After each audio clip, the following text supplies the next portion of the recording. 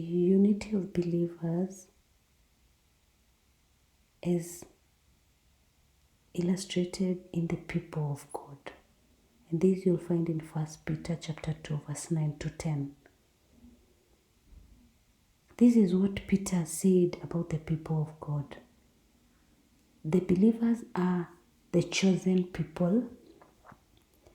They are a royal priesthood. They are a holy nation. They are God's own possession. They declare wonderful deeds of God. They are called from darkness to light.